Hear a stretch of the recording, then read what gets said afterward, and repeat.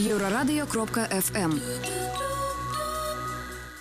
Вітаю ўсіх слухачоў Еўрарадыо. У студыі для вас працуе Зміцер Лукашук. Наш стрым са студыі, як звычайна, можна і слухаць, і глядзець праз аккаунты Еўрарадыо у сацыяльных сетках Facebook, Аднакласнікі, ВКонтакте, на канале YouTube.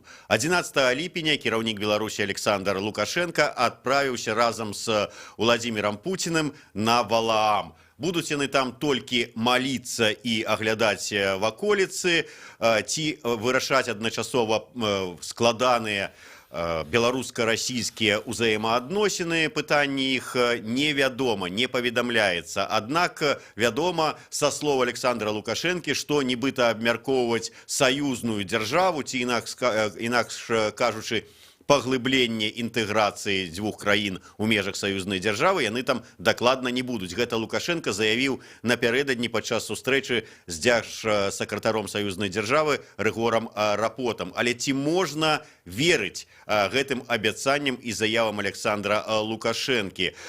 І ўвогуле, на што гатовы пайсці Крэмль, калі Мінск адмовіцца ад прапанаваных яму Масквой планаў па паглыбленні гэтай інтэграцыі? Сёння мы пра гэта і паговорым з маім госцем, палітолагам Андрэем Елисеевым. Добрый день, Андрей. Добрый день. Андрей, Лукашенко напярэдадні гэтай паездкі на Валаам казаў пра тое, што, маўляў, няма пра што гаварыць, таму што не могуць ніяк дамовіцца працоўныя групы, як там будзе праходзіць гэтае паглыбленне інтэграцыі. Беларускі бок не толькі настойвае, але і накіраваў Маскву свае прапановы, маўляў, эканоміка найперш, вот давайте паглыбляць эканамічныя сувязі, а далей паглядзім. Для Расіі інакш. Той же самы віцэ-прэм'ер Козак заявіў, што спачатку давайте, маўляў, інтэграцыю, а потым уже кошты на газ абмяркуем.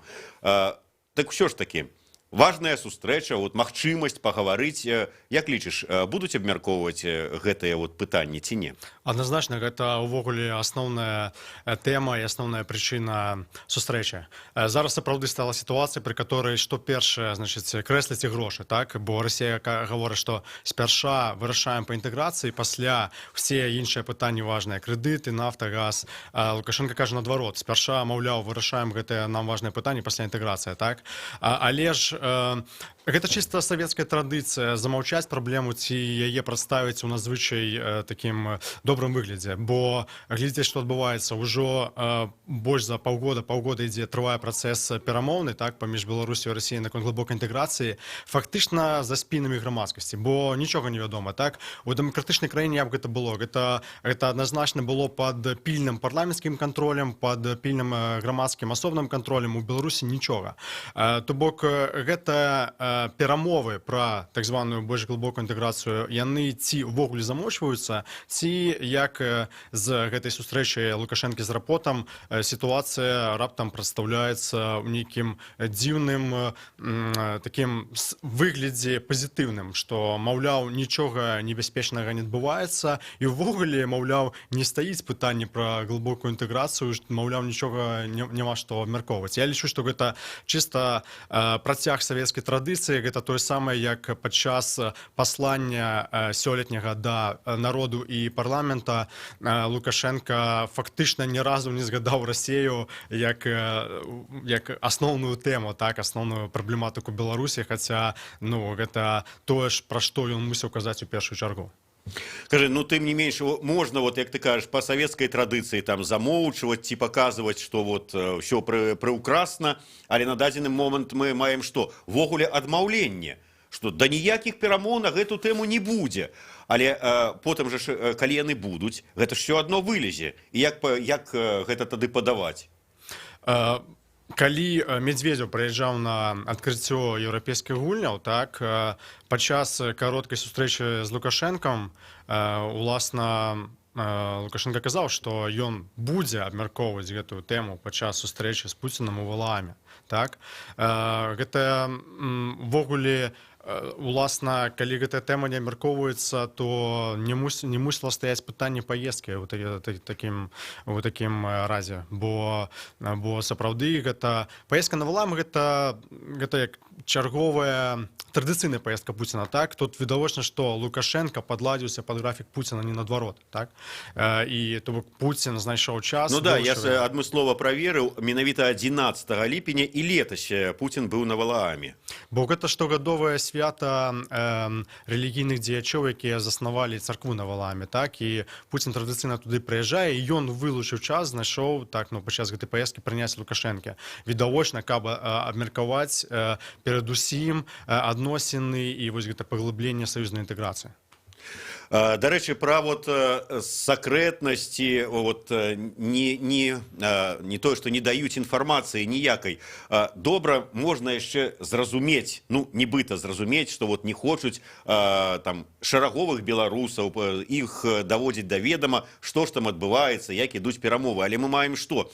Нават дэпутаты не могуць атрымаць азнаёміцца з тымі прапановамі, якія беларускі бок атрымаў з Масквы, там паглыбленне інтэграцыі. Дэпутат Палаты прадстаўнікоў Ганна Канапацкая нават звярнулася ў пракуратуру з гэтай нагоды, што, маўляў, такая сакрэтнасць, яна не здолела атрымаць гэтыя прапановы.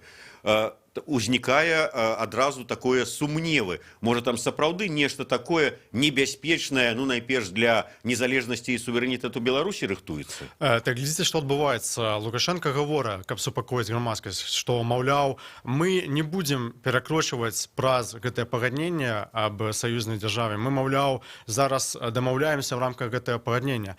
Але, прабачце, гэтае пагадненне і не трэба перакрочваць, калі, значыць, Беларусь пойдзе на все тыя пункты, якія прапісаны ў гэтай дамове 99-го года, гэта ўжо будзе значыць згубу вялікай часткі суверэнітэта. То бок, калі Лукашенко гаворыць, што мы толькі, маўляў, пасоўваемся паводле гэтай дамовы, ён гэтым самым фактычна гаворыць, што мы дамаўляемся пра здачу кавалкаў суверэнітэта. Але сапраўды, як ты слушна сказаў, парламент нават не мае доступу, але ж дэпутаты гэта прадстаўнікі народа. Ну, так мусіць быць, так? Мы выбіраем прадстаўнікоў, якія заканадаўчая галіна мусіць кантраляваць дзеянні галіны выканаўчай, так? Тут мы маем сітуацыю, пры якой Лукашенко і выканаўчая ўлада вядуць за спінамі парламента і народу вельмі важныя і вызначальныя для лёсу краіны перамовы. І не тое, што нам пра іх не паведамляецца зусім пра канкрэтыку, але, ну, вось зараз мы становімся сведкамі ўвогуле дзіўных заяваў, што, маўляў, няма што абмяркоўваць. Хаця перад гэтым жа в апошняй сустрэчы Медведзева і Румса бакі сказалі, што, маўляў, там 90% дамоўлена, што самае важнае пытанне зараз застаюцца для прэзідэнтаў. Атрымліваецца, вось як ты кажаш, з аднаго боку нам і так паведамляюць, што паступова ідуць да, ну, калі яны паступова ідуць да выканання усіх пунктаў саюзнай дзяржавы, то паступова ідуць да страты суверэнітэта і незалежнасці. З другога боку, за апошні час мы не адзін раз чулі ад Лукашэнкі заявы, што суверэнітэт гэта святое, непахіснае, нікому мы гэтага не здадзім. Нейкі дысананс такі атрымліваецца. Так, ну, тут заявы вельмі супярэчлівыя. То суверэнітэт вельмі важная, то суверэнітэт не ікона. Сапраўды сітуацыя трагікамічная. Адбываецца нават цяжка знайсці нейкі падобны прыклад такой сусветнай гісторыі. Ну, фактычна, сапраўды ідзе перамоўны працэс, які фіналам якога, прынамсі, што дамагаецца Крэмль, так, мусіць стаць вельмі моцная прывязка Беларусі да Расіі ва ўсіх сферах, і фактычна стварэнне з Беларусі такой БССР-2, так, гэта будзе краіна на мапе сусветнай, але без рэальнага суверэнітэта і ў вонкавай, і ўнутранай палітыцы. Што я маю на ўвазе? Што я нават не гавару пра замежную палітыку, гэта тут таксама Крэмль хоча прывязаць Беларусь да сябе, але нават ва ўнутранай, там, скажам, краіна мае суверэннае права вызначыць там якую сваю падатковую палітыку, сваю палітыку ў адукацыйнай сферы. Зараз Расія Росія хоча прывязаць Беларусь до такой ступені, каб, умоўна кажучы, нават там нейкае рашэнне пра тое, што будзе пісацца ў беларускіх падручніках, ці як Беларусь будзе праводзіць сваю культурную палітыку, там, моўную, што гэта ўсё мусіць узгадняцца з Масквой. І беларускія ўлады зрабілі ўсё, каб загнаць сябе ў сітуацыю, калі Крэмль можа ставіць такое пытанне, бо надзвычай вялізная залежнасць, перадусім у эканамічнай сферы і ў палітычнай, вядома. То бок улада Лукашэнка залежыць ад палітычнай эканамічнай падтрымкі Крэмля. І Крэмль зараз можа ў такой сітуацыі чакаць, бо час на ягоным баку, не на беларускім, пакуль Беларусь, уласна, пагодзіцца на здачу пэўных кавалкаў суверэнітэта. Не один раз мы с рознымі экспертамі абмяркоўвалі гэтую сітуацыю у нас в эфіры, і ўсе фактычна казалі пра тое, што улада для Лукашэнкі на першым месцы. Калі будзе БССР-2, калі будзе такая страта суверэнітэту, то фактычна будзе, это азначае, што Лукашенко страціць сваю ўладу. Ён не будзе ўжо кіраўніком, таким кіраўніком краіны, а будзе, ну, вот, як у БССР-1 быў там першы сакратар ЦК КПБ. Не больш. Так все ж таки, няўжо ён пагодзіцца на твою думку? Ну, глядзіце, калі ў чалавека ёсць дылема пазбавіцца ўлады зусім, так, пад пратэстамі масавымі, галоднымі, умоўна кажучы, і захаваць уладу, але не ў поўнай ступені і абкарнаную, то, ну, відавочна, будзе перавага давацца другому варыянту. І я думаю, што Лукашэнку яшчэ падабаецца чеченская мадэль. Цікава, што менавіта Кадырова ён запрасіў на адкрыццё еўрапейскіх гульняў, што, в прынцыпе, нонсенс, так, бо наяўнасць Кадырова на еўрапейскіх гульняў, пры тым, што Кадыров себе на радзіме робіць усё супярэчнае еўрапейскім каштоўнасцям, ну, гэта просто нонсенс, так. Я думаю, што Лукашэнку, так, ён прыглядаецца да гэтай мадэлі, так, калі фактычна Чечня з'яўляецца часткай Расіі, але сапраўды акурат чеченскія ўлады маюць куды большы манёвр для дзеянняў і суверэнітэт, чым іншыя рэспублікі ў складзе Расіі. І што цікава, пасля, значыць, у адной з навінаў пра еўрапейскія гульні тэлеканал СТВ узгадаў, значыць, прысутнасць замежных лідараў і напісаў, што, маўляў, на адкрыцці еўрапейскіх гульняў прысутнічалі там лідары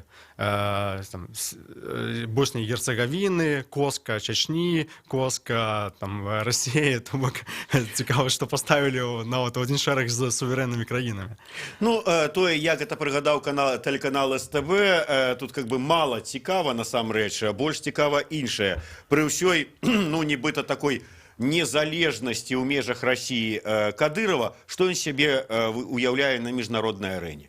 Што сябе уяўляе прэзідэнт Татарстана на міжнароднай арэне? Тое ж чакае Лукашэнку, яму это трэба? Вядома, Лукашенко хоча захаваць статус кіраўніка незалежнай краіны. Але я паўтараюся, што калі будзе стаяць дылема пазбавіцца ўлады ўвогуле, так, і дылема пагаршэння, значнага пагаршэння эканамічнай сітуацыі і масавых пратэстаў, сапраўды масавых пратэстаў, то калі будзе стаяць выбар паміж верагоднасцю згубіць увогуле ўладу, апынуцца ў незразумелай сітуацыі, ці значыць, пагадзіцца на статус кіраўніка БССР-2, мовна кажучы, ну, то такі сцэнар верагодны. Мы перарвемся на невялічкую паузу. Я нагадаю, што ў мяне ў гасцях палітолог Андрэй Елісееў. Мы абмяркоўваем сустрэчу сённяшнюю Владзіміра Пуціна і Александра Лукашэнкі, што можа абмяркоўвацца падчас гэтай сустрэчы. Слухайце, вернемся праз 2 хвіліны.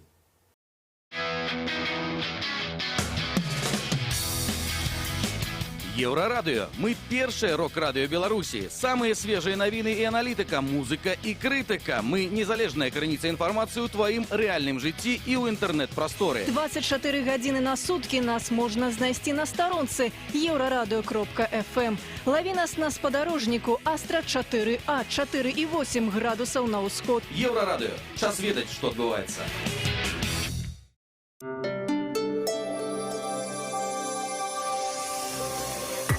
Еўрарадыё. Навіны – наша справа. Запрашаю на кароткі выпуск навінаў. Пры мікрафоне Ліза Кучаравая. Вітаю. Александр Лукашенко і Владимир Путин сёння сустракаюцца ў Расіі на знакамітай манастырскай выспе Валаам. Як заяўляў Лукашенко, ініцыятарам сустрэчы быў Путін, а ніякіх тайных рашэнняў на ёй прымацца не будзе, паводле ягоных словаў.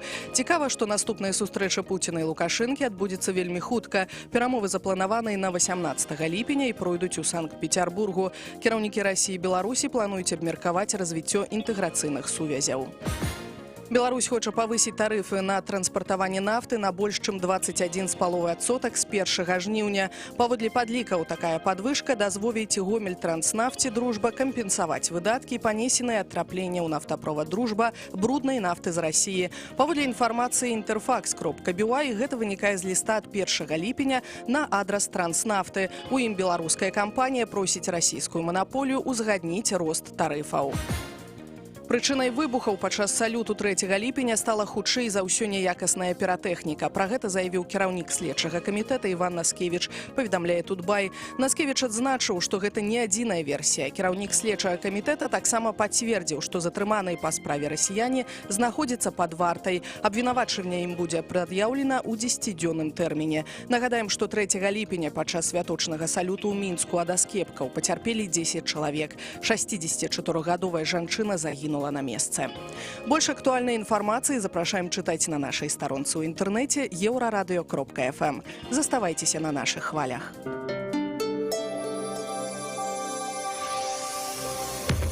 Еўрарадыё. Час ведаць, што адбываецца. Вяртаемся ў студыі.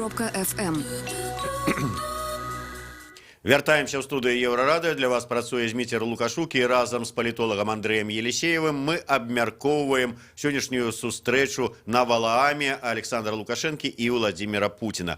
Андрей, ты сказаў, што хутчэй за ўсё не можа абысціся гэтая сустрэча, хай яны там і будуць там азіраць ваколіцы, там на крыжы глядзець, але тым не менш не зможа абысціся без абмеркавання вот гэтых інтэграцыйных працэсаў. Хоць Лукашенко і заяўляе іншае. Тым не менш вядома, што вот сёння 11, а 17-18 ліпеня на наступным тыдні ўжо яны ізноў будуць сустракацца, гэтым разам у Піцеры, і ўжо анансавана, што менавіта там будуць абмяркоўвацца інтэграцыйныя працэсы Беларусі і Расіі. Ўсё ж таки, можа, варта верыць Лукашенку, што зараз нічога гаварыць не будзе? Ці наадварот, менавіта зараз яны прынцыпова там сам-насам нешта вырашаць, а ўжо 18 ліпеня ў Піцеры гэта апублічаць? Можа быць і так і сяк.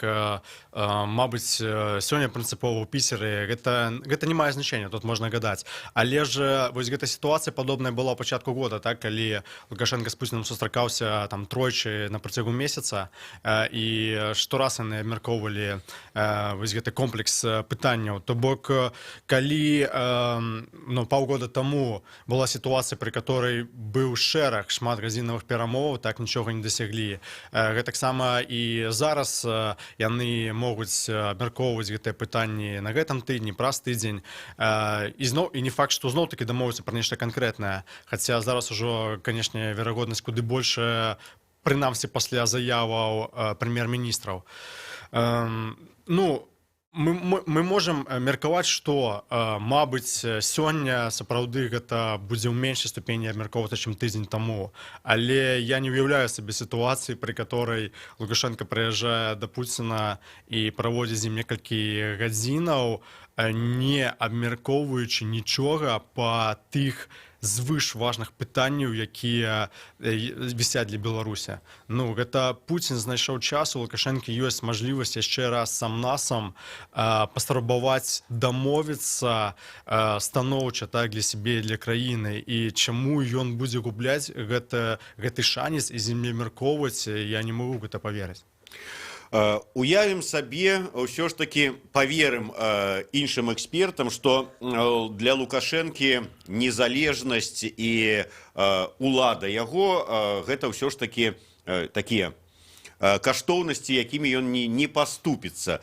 У такім выпадку, калі Мінск катэгарычна адмаўляецца ісці па плане інтэграцыі, прапанаваным Масквой. Чаго чакаць? На што гатовы пайсці, на твою думку, Крэмль, каб ўсё ж такі дамагчыся выканання гэтага яго плана? Справа ў тым, што Крэмль час гуляе супраць беларускіх уладаў не расійскіх. Калі Беларусь не ідзе на умовы Крамля па інтэграцыі, то гэтым самым проста блакуюцца важныя для Беларусі пытанні пра крэдыты, пра кампенсацыю за нафтавы манёвр, па выгоднай цане на газ. І такім чынам, калі Крэмль займае сапраўды жорсткую пазіцыю, то беларускія ўлады ставяць краіну ў сітуацыю перспектывы эканамічнага абвалу. Просто тут, вядома, Беларусь можа ўжываць пэўныя таксама жорсткую перамовную пазіцыю заняць прынамсі па газе, бо зараз нявызначанасць ёсць для Расіі з кантрактам на транзіт газу праз Украіну, так? І пагэтуль недабудаваны паўночны поток-2, і таму тут Беларусь яшчэ мае козыры, так, у перамовах па газе. Але ж, калі, напрыклад, нават гэта пытанне зачыняецца, для Беларусі надзвычай важныя расійскія крэдыты і кампенсацыі, так, за тыя згубы, якія панясе нафтаперапрацоўчая галіна. І тут час проста будзе гуляць супраць Беларусі, і, што самае важнае, Беларусь жа ведала гэтую прынцыповую пазіцыю Крамля ўжо як год. Але за гэты год мы не бачылі нейкіх сур'ёзных сігналаў на тое, каб беларускія ўлады пачалі нам казаць пра сур'ёзныя эканамічныя рэформы, шукаць іншыя крыніцы эканамічнага росту, якія б замясцілі тыя згубы, што мы зараз будзем бачыць праз нафтавы манёвр, праз, мажліва, не такую выгодную цану на газ. Але мы не бачым рэальных дзеянняў беларускіх уладаў на тое, каб шукаць іншыя крыніцы эканамічнага росту. То бок чыста мы бачым спадзяванне далейшае на тое, што удасца дамовіцца зноў-такі 10-й раз на нейкія больш-менш выгодныя умовы эканамічнага супрацоўніцтва з Расіяй. Ну, глядзі, усе ж даўно ведаюць, што эканоміка і палітыка цесна звязаныя. Калі нешта мяняць у эканоміцы, хочаш не хочаш, давядзецца і ў палітыцы нешта мяняць. А мяняць нешта ў палітыцы – гэта небяспека для ўлады Александра Григоровича. Так, так, это лагічна. В прынцыпе, ён гэта прызнаў ўжо каторы раз падчас так званай вялікай размовы некалькі месяцаў таму, калі ён прамым тэкстам сказаў на той аргумент, што, маўляў, беларускія ўлады, вы ж самі прызнаеце, што прыватны сектар эфектыўнейшы за дзяржаўны. Чаму вы не праводзіце прыватызацыю? Ён гэта ўласна і прызнаў, што гэта давядзе да, маўляў, палітычных пераўтварэнняў. То бок, фактычна Лукашенко ўжо прамым тэкстам даўно прызнаў, што ён дзеля захавання палітычных уладаў для сваіх палітычных выгодаў ахвяруе эканамічным ростам Беларусі. Скажи, вот ты сказаў пра тое, што ёсць такі невялічкі козыр у рукаве ў беларускай улады у моманце перамоў па кошце на газ, да прыкладу. Гэта адзіны козыр, які ў іх ёсць для перамоў з Расіяй? Ну, зараз вісяць тры асноўныя стаўпы, так, у беларуска-расійскіх адносінах, якія заблакаваліся. Гэта нафтавае пытанне, газавае і крэдытнае. Я кажу, што з гэтых вось трох, калі мы бярэм пра газавыя перамовы, ёсць пэўная пазіцыя даволі моцнай Беларусі ў сувязі з той сітуацыяй, якая склалася ў Расіі з альтэрнатыўнымі пастаўкамі газа, так, на захад. Але па нафце і крэдытах такіх моцных пазіцый няма.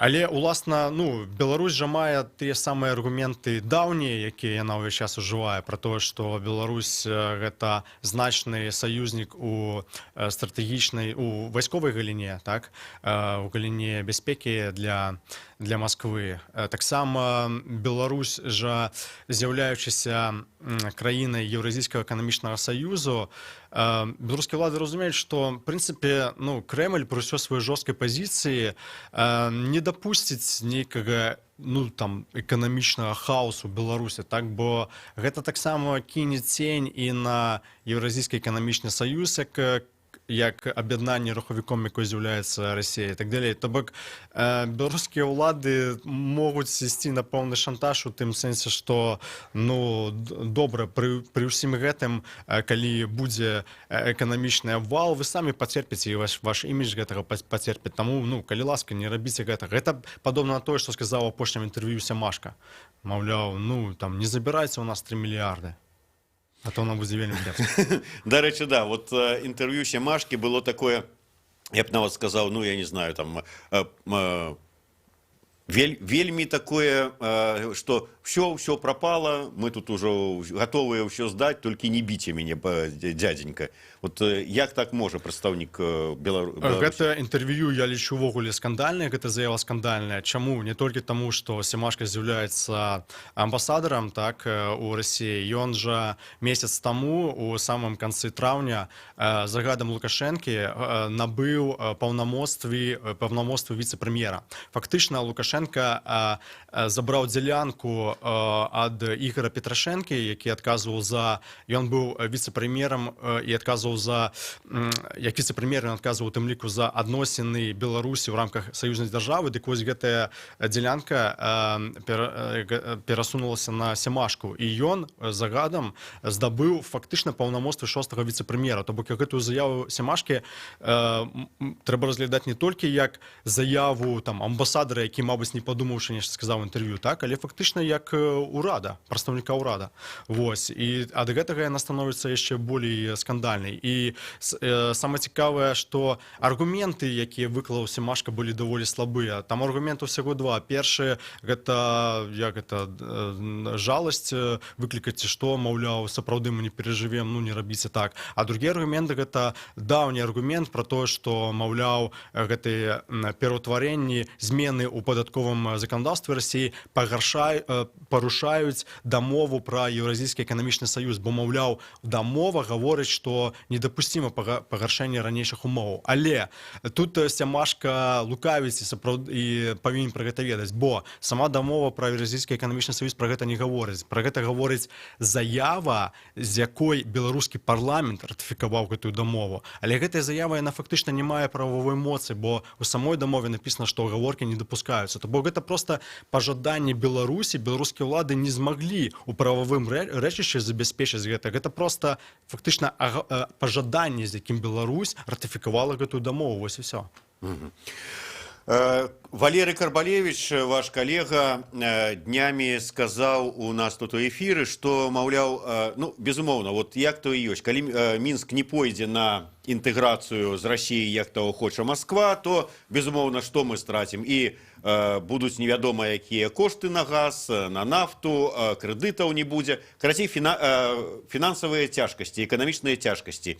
І тут, кажа Карбалевич, нават больш важна не тое, ці пойдзе на гэты крок беларуская ўлада, але ці пойдзе на тое, каб вытрымаць гэтыя цяжкасці беларускі народ. І от твоё меркаванне, калі ўстане пытанне, калі беларускія ўлады выйдуць да народа і кажуць, тут даражэнькі народ беларускі, тут вот расіяне, гэтыя бандзіты, хочуць у нас нашу незалежнасць і суверэнітэт адабраць, давядзецца заціснуць паясы, троху пацярпець, каб толькі бацькаўшчына наша родная не страціла сваю незалежнасць. Што адкажа беларускі народ? Добрае пытанне. Будзе залежыць. Справа ў тым, што беларускія ўлады, так, Лукашенко, ён у значнай ступені згубіў сваю легітымнасць, так, ягоны давер да яго, ён зараз не той ступені, як там, значыць, 10-15 гадоў таму, так, калі б ён гэта у той час сказаў і там папрасіў народ пацярпець, то маючи вялікую легітымнасць і падтрымку, гэта мела перакананне. Зараз сітуацыя адваротная, і таксама навала інфармацыйная з Расіі зараз куды большая, і уплыў інфармацыйны крамлёўскіх тэлеканалаў у онлайн-сферы ён куды большы. І вось гэты рычаг можа скарыстаць Расія і гуляць на гэтым, пераконваючы значную частку насельніцтва, што, маўляў, нічога страшнага не адбудзецца, Беларусь захаваецца на карце свету. Значыць, можна замыліць гэтае пытанне, сказаць, што прыводзячы, неяк маніпулюючы фактамі, што там нават і агульная валюта і так далей, гэта не будзе значыць згубы суверэнітэта. І такім чынам фактычна пераконваць насельніцтва ў тым, што ці вы выбіраеце эканамічны абвал, ці проста мірыцеся з вось новымі умовамі, і гэта дазваляе вам жыць не горш, чым раней. То бок можа быць такі інфармацыйны шантаж. Але я кажу, што зараз сітуацыя такая, што, паглядзіце, той нават факт еўрапейскай гульні, так, гэта на іх беларускія ўлады і Лукашенка мелі вялікія спадзяванні. Так, гэта быў вялікі піар-праект, перадусім палітычны, пасля спартыўны. Мы бачым, што вельмі слабы водгук знайшлі гэтыя гульні ў беларускім грамадстве. Я ўжо не кажу пра замежнікаў, якіх вельмі мала прыехала. Беларусы вельмі квола паставіліся, вельмі шмат скептычна да гэтай гульняў, бо гэта перадусім вялікія эканамічныя траты зараз у такой няўцямнай сітуацыі для Беларусі. А потым паглядзіце, што здарылася падчас салюту ў Дзень незалежнасці, бо Лукашенка і вся дзяржаўная прапаганда гадамі кажуць, што, маўляў, вось апазіцыянеры там на сваіх мітынгах абы што там ледзь не наркаманы збіраюцца і там небяспечна, не хадзіце сюды. А зараз апынаецца, што гэта беларускія ўлады не здольныя забяспечыць бяспеку грамадзянам падчас Дня незалежнасці. Гэта ж вялікі ўвогуле удар па легітымнасці і Лукашэнкі асабіста, і беларускіх уладаў. Гэтае здарэнне. Ці можа у гэтай такой складанай сітуацыі нам нейкім чынам дапамагчы Захад? Я маю на ўвазе, калі Беларусь будзе выраўніваць гэты шматвектарны свой рух, бо мы тут хілімся на адно крыло ўсё ўсходняе, а калі зараз будзем імкліва спрабаваць палепшыць адносіны з Захадам, з ЕС, з ЗША. Вось не далей, як напярэдадні этой паездкі на Валаам, міністр Маккей сустракаўся з намеснікам памочніка дзяржсакратара ЗША Джорджам Кентам. Можа быць, все ж таки, гэта нам дапаможа? Будзе паляпшацца адносіны на фоне такого, скажем так, пагаршэння, не пагаршэння, але так не вельмі добрых стасункаў з Масквой. Гаворка ж вядзецца пра тое, што Беларусі трэба шукаць крыніцы эканамічнага росту і рынкі збыту сваіх тавараў і нейкія альтэрнатыўныя выгодныя рынкі здабыцця крэдытных рэсурсаў. То бок то, што адносіны палітычна нармалізуюцца і там яны куды лепшыя за 2013-2014 год, пакуль не выпусцілі палітычных зняволеных, гэта факт. Але для таго, каб яны набылі большую значнасць эканамічную, беларускім уладам тут ужо не хапае адной прыязнай рыторыкі ад беларускіх уладаў. Патрэбныя вельмі канкрэтныя крокі наперад. І гэтыя крокі, яны, дарэчы, нават не абавязкова будуць значыць згубу палітычнай улады і падкосць палітычную уладу. Напрыклад, той самы адмена смяротнага пакарання, напрыклад, яна была б вельмі значным сігналам для Захаду і адкрыла б дзверы Беларусі стаць назіральнікам у парламенцкай асамблеі Савета Европы. І гэта ўжо, напрыклад, такі б нават крок, ён куды б палепшыў Беларусі і перспектывы мацнейшага эканамічнага супрацоўніцтва фінансавага з Захадам. Але мы бачым, што Беларусь больш не хоча выехаць на рыторыцы. І тут зразумела чаму, бо Захад на добры лад даў неслушны сігнал Лукашэнку ў 2014 годзе, калі выпусцілі палітзняволеных, але санкцыі знялі амаль усе. У тым ліку, напрыклад, з Ермошкам запрошення, хоча з виборчим законодавством абсолютно нічого в лепший бок не змінилося. Захід дав неслушний сигнал, що ми, мовляв, у нових геополітичній ситуації готові йти на зустріч навіть без значних кроків з вашого боку. Дякую вялікі, будем спадзявацца, што ўсё ж таки суверэнітэт і незалежнасць сваю Беларусь адстаіць. Андрей Елисеев, Дмитрий Лукашук, сумесны стрым Еўрарадыё Е-прамовы. Слухайце нас о 14 гадзіне. Чарговы выпуск праграмы «Ідэя X». Шукаем нацыянальную ідэю з рабінам Рыгорам Абрамовичам. Еўрарадыё. Гэта толькі актуальная інфармацыя, аналітыка, музыка і крытыка. Мы незалежная крыніца інфармацыі ў тваім рэальным жыцці. Мы першае рок-радыё Беларусі. Мы 24 гадзіны ў інтэрнэце і на спадарожніках. Еўрарадыё. Час ведаць, што адбываецца.